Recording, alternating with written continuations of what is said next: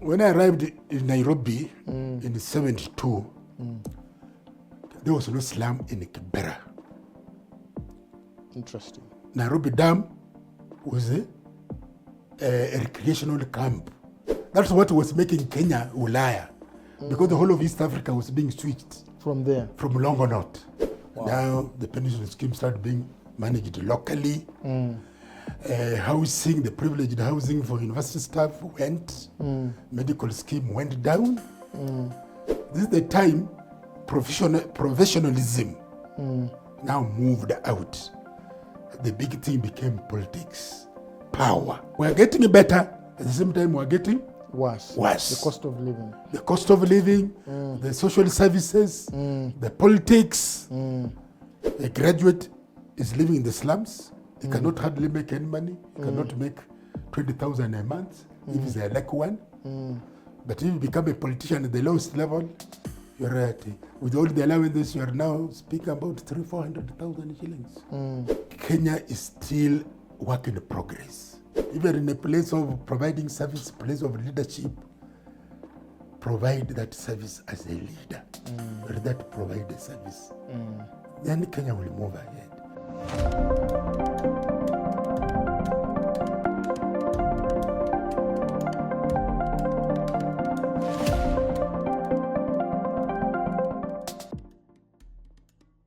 Hi, welcome to this podcast series, Stories from Grandpa Sam.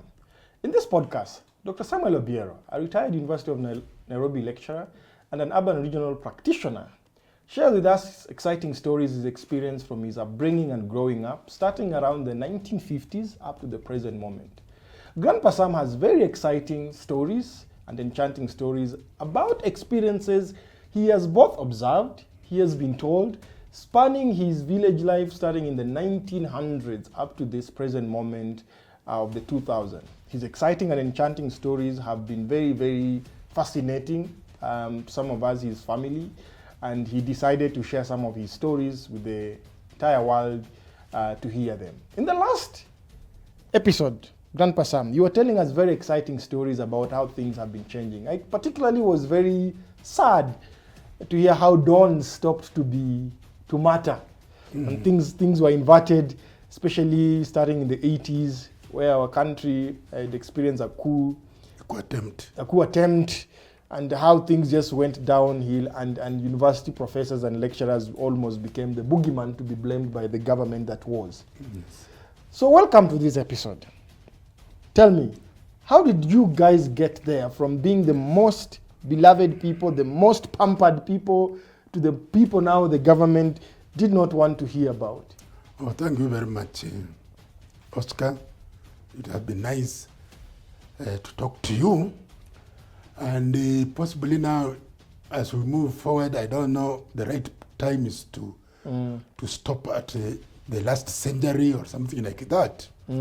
But from the 80s, when the University of Nairobi, it was the A University, because I found there was a letter which was written to the university, Kenya, and was still brought to the University of Nairobi. But now, university education started now expanding. It became a big thing, started expanding. We had the one university, then in 83 we had the second university, Moi University. Moi University was the second university? It was second university. After University of Nairobi? Yeah, KU was still a constituent college of University of Nairobi. Then they started now expanding. So in Kenya, we had a very funny relationship with the intellectuals vis-a-vis the political establishment and so forth. When university, people still valued university. At the same time, I don't know if it was envy or something, I don't have a proper term. Then you found the universities, now they said that privilege of giving the university privileges, special treatment must end. Now became public service, public servants, and so forth. Even for pension scheme, the old ones who came with the pension scheme from the old university, it was being managed in Britain. Wow. Now the pension scheme started being managed locally. Housing, the privileged housing for university staff went. Medical scheme went down. But in any case, there was still some form of the country, society, was also experiencing the same problems, same challenges. Everything started going down, and just come down until you now find in the first quarter of this century, the youth are seeing between the old groups what they're done. This is the time professionalism now moved out. The big thing became politics, power. And those one became now more privileged than any other members of society. But now there was pressure all over the country. There was population increase. There was unemployment, a major unemployment. The services started going down. When you came to housing in urban areas, even in small towns, there was no proper housing. We started now having people now Slums. accepting to live in slums. Is where the majority are now living, and so forth, with unemployment. So let me just pick a little bit of your brain. As an urban and regional planner, obviously, you've seen the sprawling of slums in major urban centers. So around just Nairobi, for instance, where you spend a sizable amount of your life, when did you start to see slums really sprawling? Till Kibera became a tourist center. When I arrived in Nairobi in 72, there was no slum in Kibera. Interesting. Nairobi Dam was a recreational camp. Wow. A retreat was a retreat camp, a retreat center where there was boating and what have you. Kibera, I remember going to Kibera. I went to Karanja Street, then National Housing Corporation houses, then to Ayan, then to Jamhuri Park. That was open space. The slum, when I arrived, was Madare Valley. And it was known as Kijiji. People refer to it, Madare Valley going down. When even Dandora came, the slums had not reached Dandora. To demonstrate that, there are people who are living in Madare, and they didn't want to identify with the Madare. They would like, when they get in the Kenyan bus, they will alight on the way and walk into Kibera. But now, as we are speaking, at the turn of this century, now people have come to accept slums. And it's now all over Kenya, those slums. Yeah, and that's where our people live. But those have been the changes. But when I go back to my life history, when I went to the university, there were scholarships for people to go and get be trained. It was a part of, so university staff, you were sponsored to go abroad. So for me, at the end of the 80s, I now traveled to Britain. I left my family here to the University of Wales, the campus of Cardiff. That time it was a federated university with 7 campuses. Now we have the University of Cardiff. University of Cardiff was just a part of University of Wales. So I lived, that was another experience. I traveled here through the University of Nairobi to Arusha. I've been to Kampala. I've been to Tananarivo in Madagascar. I've been to Botswana. I've been to Namibia. I've been to South Africa. So this now, situation was opening. People are now moving out. The economy was growing. The economy was expanding, but not expanding fast enough. And that's where we are today. That the economy cannot expand fast enough. That's why now university graduates have a lot of challenges. They cannot get what their fathers or their cousins or their brothers, sisters got just 20, 30 years ago. True. It's not at the same level. It's not. Yeah. But the salaries have gone up, especially in the private sector, at executive level. The people who can afford it are now living very comfortably, for truth. We have now got more cars on our roads. People are now traveling, because before that, traveling was by public means. The railway, remember, at the beginning of the last century, was the backbone of traveling across the country. But now we did away with the railway collapsed until we had the SGR in 2013, I think 2013. That is the first improvement about the railway. But that we seem we have lost. The rain started, those are the signs when the rain started falling at us. So it has come in so many ways, small ways, and we're not noticing it. And things just getting worse. And things kept on. We're getting better, at the same time we're getting worse. The cost of living. The cost of living, the social services, the politics, and so forth. Grandpa Sam, I want to pick some two moments that we all know, mixed emotions, obviously. The clamor and resultant of the 1992 multi-party. Did you ever observe anything both from, I remember as a young child, we had these people who were called the Kanu Youth Wing. They wore red shirts. Yeah. And they had power almost like that of a police. Let me call, that was one of the problems. Kanu, as one party, was so powerful. When they created one party state, Kanu became so powerful, which meant, for example, when I had my students going for field work, you will get, of course, the clearance to visit a district for your field work from the provincial administration, the district commissioner, up to the chief. But you had also to clear with the youth wing. Kanu. Hey. Kanu became so powerful. Yeah. And I remember when I joined the civil service, I had not spoken about it. By the time it was now becoming one party state, it was dictated that all civil servants must be members of Kanu with a badge. The Jogo? The Jogo. You have to buy a badge and have also display the card, and display it where necessary for services. Wow. So you can see the clamor for multi-party, 92 and so forth. People quarreling, people fighting. And I was here in 1990 when the Fungamano. No, the demonstration at Kamukunchi. The Sabasaba. I saw it. It was ugly, and people fought, but that was a part of it. And at that time, we're looking at politics. The big thing, we're looking at politics, and it's the one we have carried through. So politically, we have done very well, comparatively. Politically, we seem to be succeeding, but the economy, the services just went down.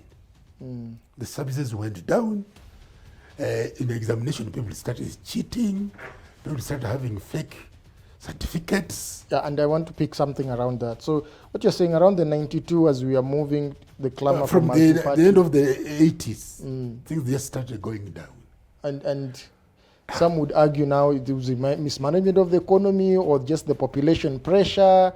The services and infrastructure we had was not catching up with the growth and demands of the population. Yeah, it was not catching up, right. It was not catching up with the population, and people were becoming more sophisticated.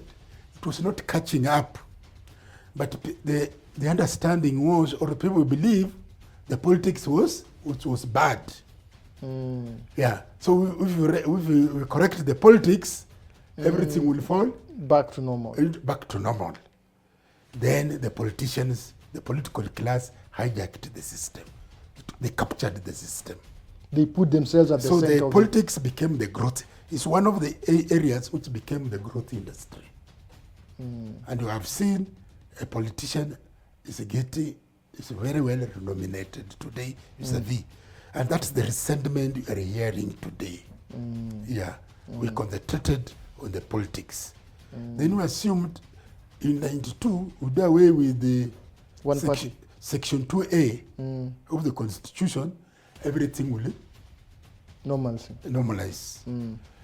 We did that one for For 92, 92, 97, then 97, then we came to 202, 205, then 2010.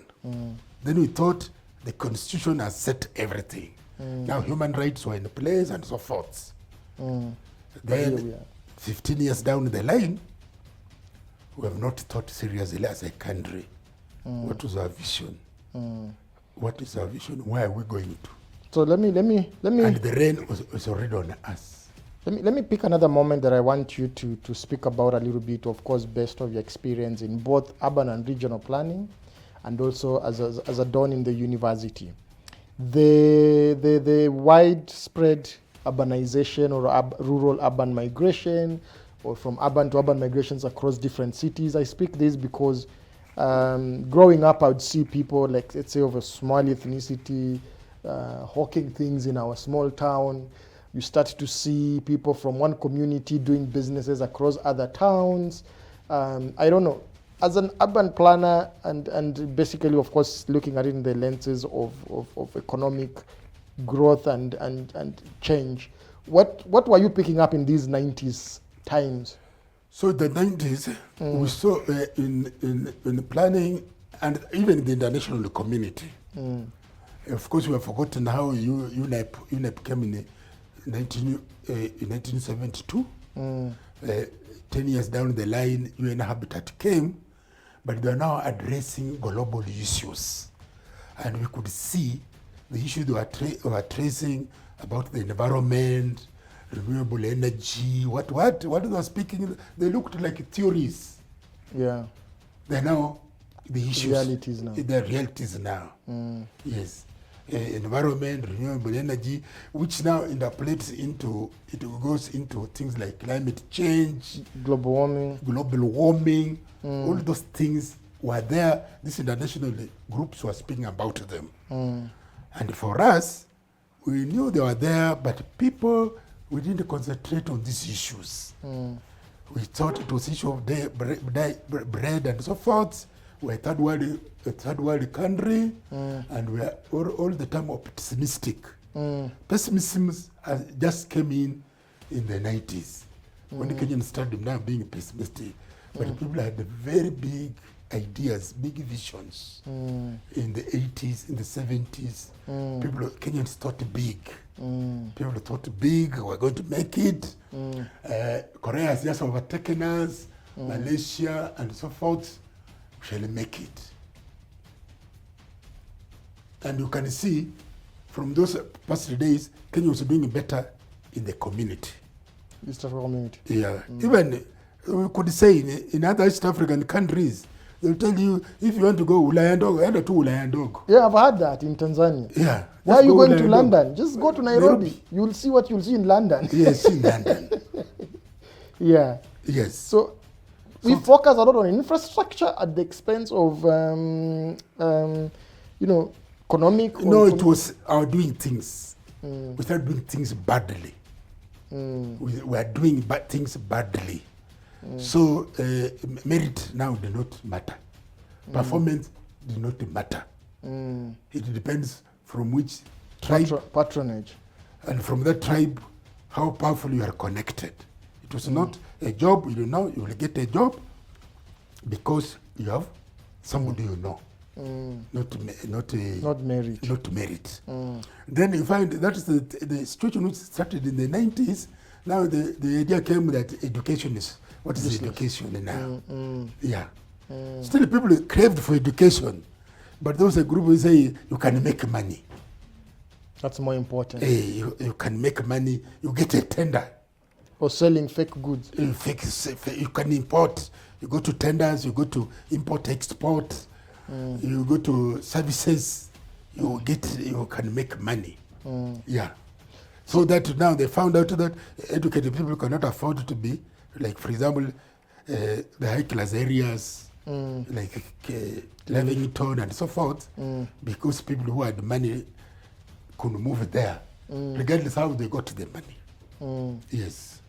So another lenses. So the standards went down. Yeah, and that's when the rain was now raining on us. So now how it started, but rain was definitely on us. People could see it, so there was rain. Yes. Another lens, I guess I just want to pick you up. So you look at the map of Kenya and the different urban centers that we have, even after we went into the devolution. You look at the urban centers or regions that have just stagnated. They've just remained village towns. Nyeri, for example, is just a village town. Has never changed. But we have others that have really changed and, adapted. So why has it always been that most people want to move to Nairobi vis-a-vis just developing our local urban centers? So can go a little back, little background. During colonial days, the two things which structured Kenya, that was the railway line, was the first thing. No, there are several. The railway line was so strong, and along the railway line there were those big towns. So those towns which were on the railway tended to do better, especially if they were in the highlands. Okay? Those ones which were not in the highlands, until they had a good resource, they not pick up. Like a Kericho, for example, you'll find Kericho, because of the tea, it was on the railway, it survived. So the big thing was the railway, then the administration. Any town which had administration, they had the level of administration, had a pickup on that one there. Because of the civil servants. Then, of course, even the White Highlands, then it picked. But Nairobi, then now Mombasa, because of the port, they became really predominant.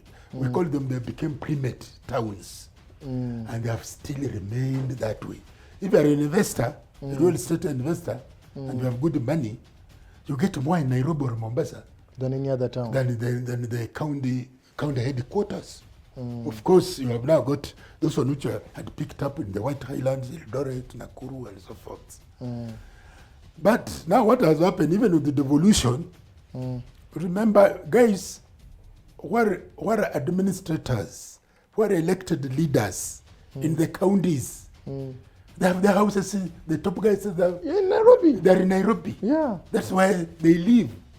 They're literally commuting to perform duties. To do the administration in their home countries. In their home counties. Their children, they're in Nairobi. The major investment is Nairobi. You have heard of cases which have gone to court, where the provincially, the county leaders are being accused of having taken money from the counties. They have invested that money in Nairobi, not in their counties. Yeah. And Nairobi has remained that way there. It has all the facilities, international services, despite the slums in Nairobi.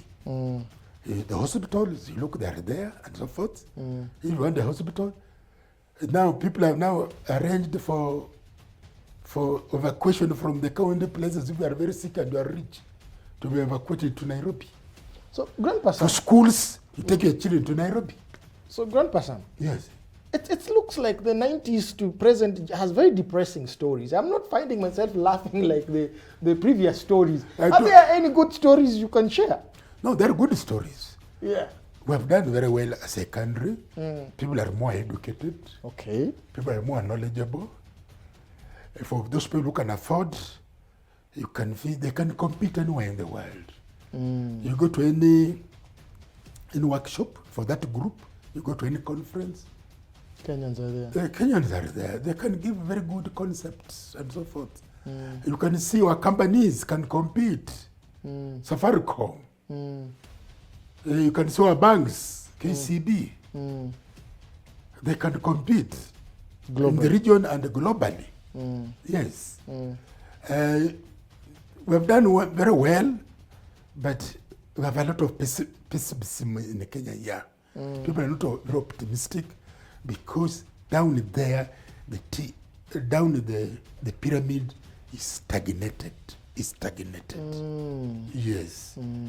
So that even the very rich guys are now feel threatened and would not take the model of Asia. The model of Asia, apart from India, has its complications, but the other Asian countries, now we are speaking of Vietnam, is now following Malaysia, Singapore. You are speaking of Bangkok, Thailand. They have taken a different tragedy. For us, we have taken Latin America. Pol Pot. We have taken like our former Chief Justice said that Kenya is a country which is now bandit economy, cartels. We have taken over into cartels. Yeah. Wow. So that Latin America, as much as the resources they have got, and they are so rich, they're still being named as third world countries when they should not be there. So that's the direction we've chosen. Yeah. Some of them, the bigger ones there, Argentina. But Venezuela has Brazil, a huge amount they were the same level with the USA. Brazil. 200 years ago. Wow. They were the same. Same Wazungus. The Wazungus were in Brazil, Argentina were the same in America. In the USA and in Canada. But Latin America took a different mode.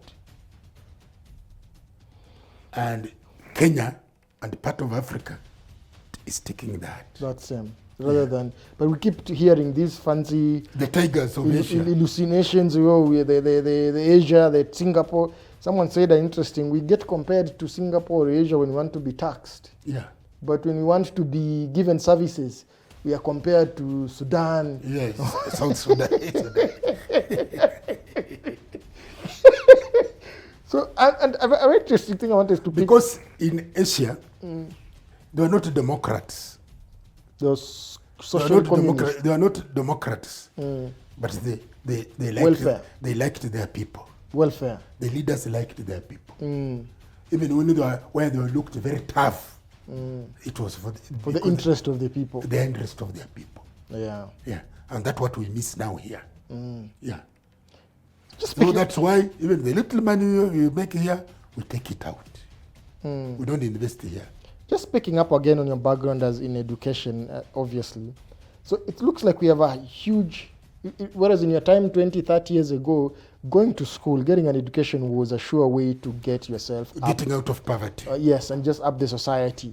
But now we have a huge population that is educated, but that is also disillusioned.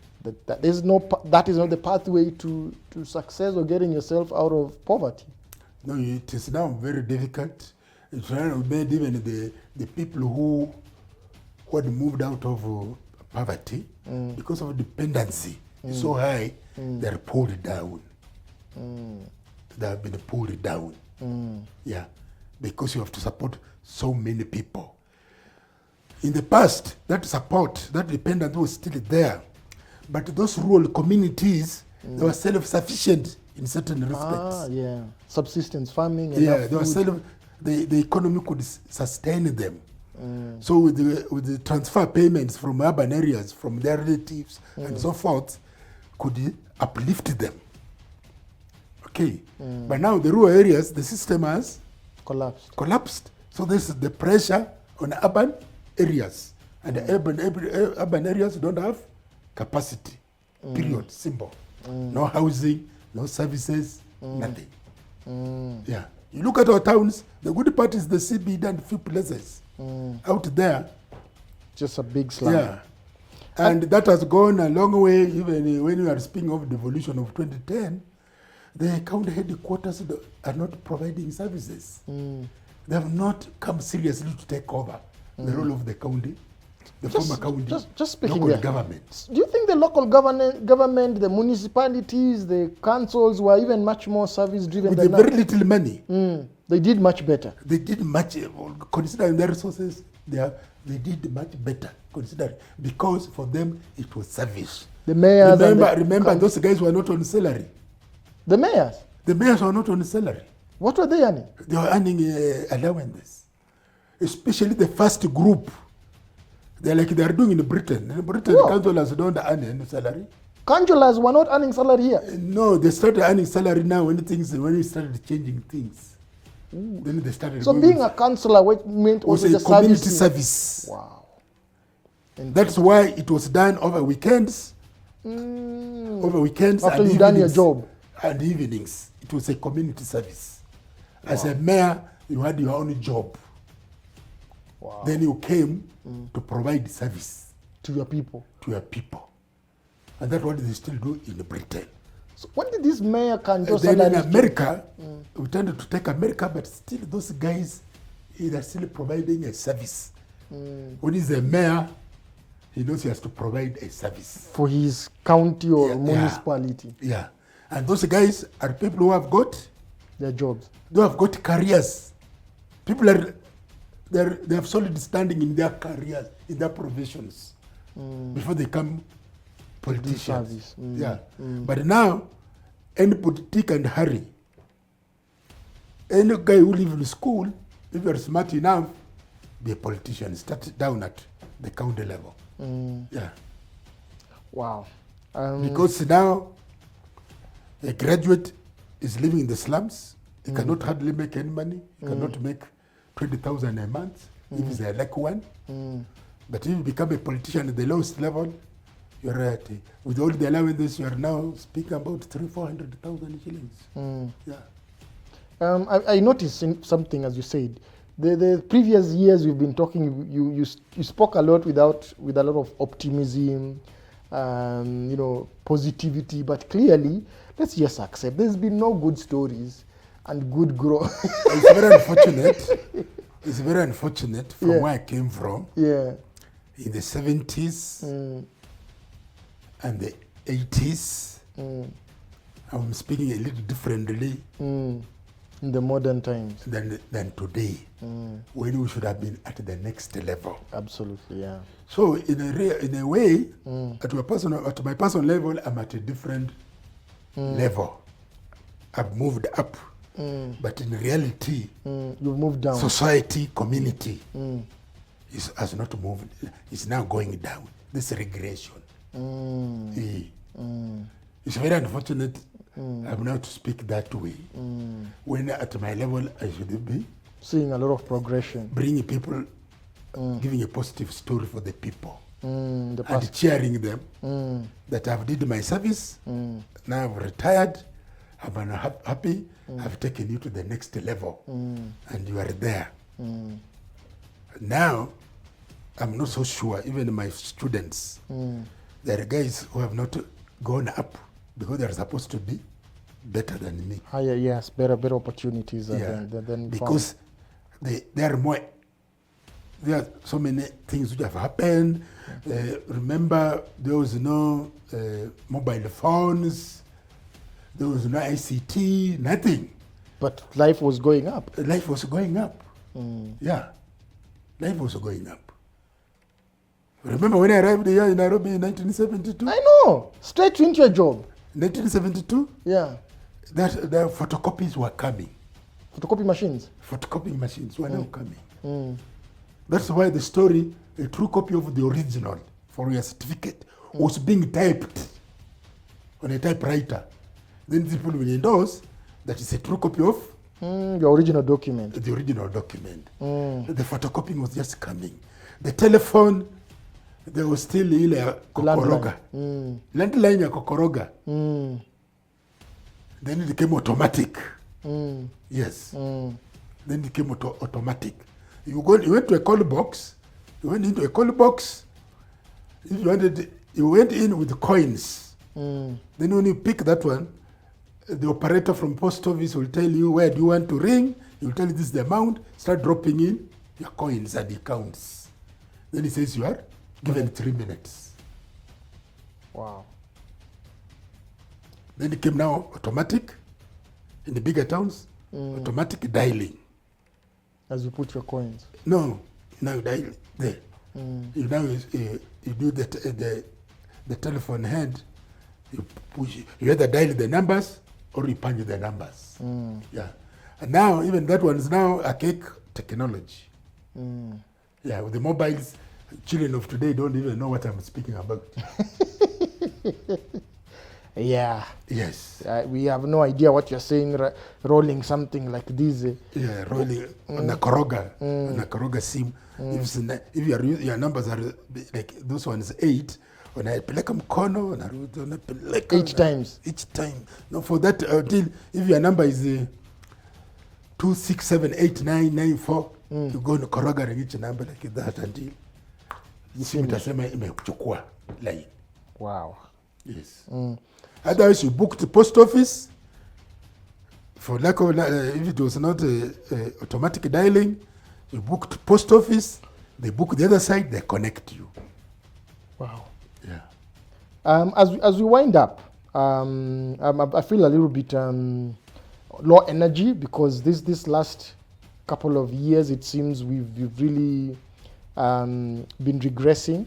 But I just want to capture some exciting memories. I'll start with some I've lived when I was a kid, and you can add some of them straight from the 90s. Kenya used to have something called 555 Safari Rally. I remember it in 1995. Yeah, those days, Safari Rally, now it has come back, but in a different version. First, it was East African Safari Rally. It was always starting in Nairobi. It will go the whole way to Uganda, Kampala, Jinja, Paka, Kigali, Paka almost to Rwanda, come back to Nairobi, then started going to Tanzania. Through Mombasa, Tanga, Mombasa, then it comes through Arusha, Usamberi. It was East African. It was a spectacular sport. A spectacular sport. Then this politics came, East African community, it affected East. Then it became a Kenyan thing. Okay? Telephones, international telephones. You have got, you are used in the road to Narok. Those satellites are still there. I don't see they are being used. But now, that's what was making Kenya Ulaya. Because the whole of East Africa was being switched. From there? From Longonot. For anywhere in the world, it was the only one which connected this part of Africa to satellite. The world. To the satellite. Yeah. So those were the good things, and you felt we became excited. East African Safari Rally. Then education, you could go to Uganda, you can go to Dar es Salaam. Community, you could work anywhere as long as you're East African. Let me pick another moment. Then when we came, now we started traveling to other African countries. You go to, of course, our group used to go to Europe because they are going to school. But now with the income we started going to go to the coast for holidays now. Let me pick another moment. Yes. Because now I'm trying to find very live moments that I remember reading some of them. So like this 5-5 Safari Rally in the 95, I remember, Ian Duncan, we'll hear those things in radio, you can just imagine them, yeah? Shortwave radio, yes. BBC. Yes. What do you remember about it? Of course, we have left that to the telecommunication. When I was a kid, there was the radio. They were very important in rural areas because people who had radios, they were teachers and so forth. They could listen and tell the other people what was happening. Then people started buying radios and so forth. But mostly were fixed to, the people who were in central Kenya were fixed to KBC. We in western Kenya, you could also get Radio Uganda. Or sometimes you could also get Radio Tanzania. Then now came television. By 72, when we were arriving in the towns, television tended to be in halls, black and white. So the smaller families who could afford now telephones, TV, it was something big. When it came color, things moved up. We're moving. So in that score, we've achieved. Now, even television is everywhere, even in the villages where STEMA is. So we have not lost everything. We're still doing well. We have now telephones, mobile telephones are there. We have got electricity. Kenya has one of the largest penetration of mobile telephony and telephone, mobile money. We have electricity. Water is reaching there. People are now going to see where pit latrine they are getting out. But it is the way we are doing these things. Look at, for example, look at power. Power is everywhere. But it's in rural areas, in smaller towns, it's not reliable. Of course, Nairobi is also not reliable. Wanasema, when there is wind, power inaenda. Wameanua. Yeah. When you get Safaricom, Airtel, you are just struggling with network. Yeah. So possibly we are not doing so well. Yes. We have got now M-Pesa is everywhere. Because before that time, the bank was the big thing, and there was always the check. Yeah. And if you could not write a check, it was a crime without money. You could not, nobody could imagine. So somebody writing you a check, he didn't even to look for it. He took it as money. Money. It was money. It was guarantee. money. Yes. Yeah. You could not write a check without not having money. Yeah. For people who did not have money, you don't have a checkbook. If you had a checkbook, you could only write a check. Yes. Yeah. And it was as good as money. As money. Wow. That's why, for me, for all these years, I've never written a bounding check. Yes. A check bounded one, but there was a technicality in the bank side. In the bank side. Yeah. You could not imagine, you go to the account with your check. That has no money. Then you wrote a check. That guy only wanted to check your signature. When they took back your check, it was your signature there, but they assumed the money was there all the time. Because it will be very cumbersome if there was no money and they pay you.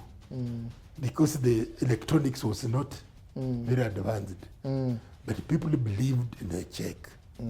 You went for a service in a hotel, you stayed there for 2, 4, 5 days. When you're leaving, you write your check and you go. It was certain to be cashed. It will be cashed. So let me pick a final moment before we wind this up. It's been very, very, very, it's all has not been lost, as you said. I think we're just not seeing the positive things, even though they've not brought as much. We're doing well. I remember reading these stories. Gor Mahia beat this Morocco Tunisia team, Santis, to win a Sam Cup. No, that was which became known as Nelson Mandela later. Yes. Yeah, and it's the only one actually who have won or what? What I'm getting at, Kenyan football used to be something also exciting. Yeah. The leagues. The leagues, people really, because that was the only entertainment most guys had. So they used to go to stadiums in the big numbers. And then it was these big clubs, either tribal or institutional. Clubs or institutional. And remember, like the big clubs, their matches were on radio. And the whole country listened. And for example, East Africa, when Kenya was playing against Tanzania, it used to be Tanzania, Zanzibar, or Uganda, Goseji Cup. Everybody would be dancing in the village that Kenya is going to win. When we had Kinalija Lidonde, all these guys. But Kenya has not been so good on football. It is actually in athletics. In athletics, starting in the 60s. And we will get excited with getting gold medals. When other African countries were not having any gold medals. Yeah. You could see our guys running, those one Kina Shati in 1968, Naftali Temu, Francis Shati, somebody Keo, only the one, and we were seeing it on black TV. Only the 400 relay. And they beat the world. Kipchoge Keino. We got very excited.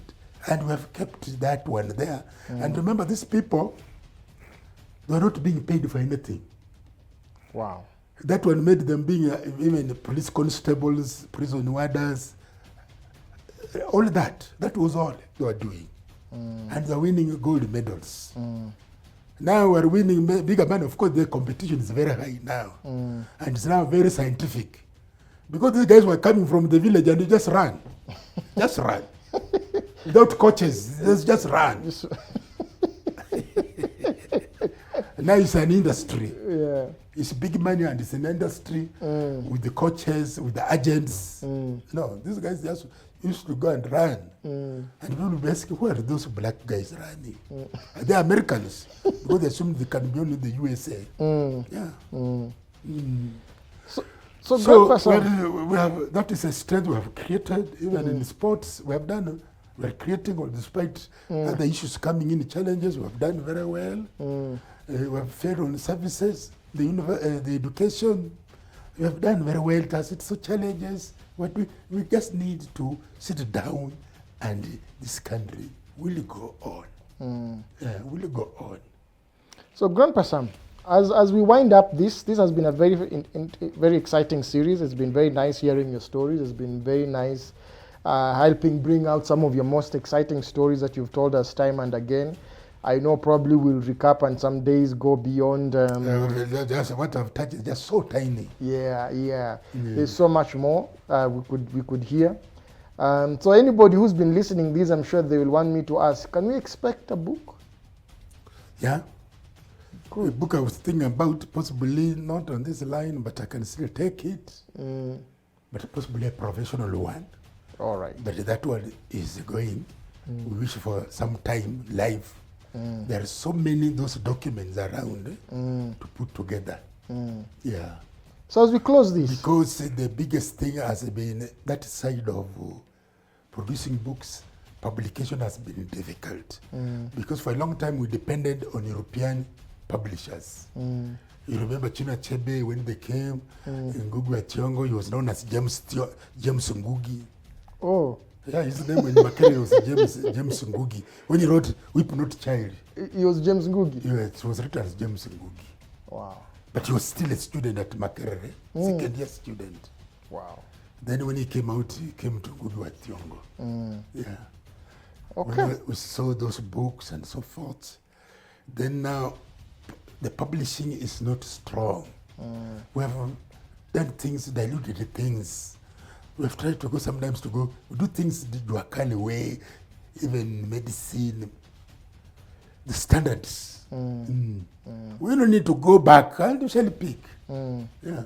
Our economy has expanded, we have more resources, we have more infrastructure, we can leverage on that. And the life will be good.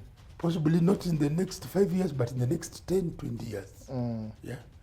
The kids have come up, they've told us, the Gen Z, something is not right.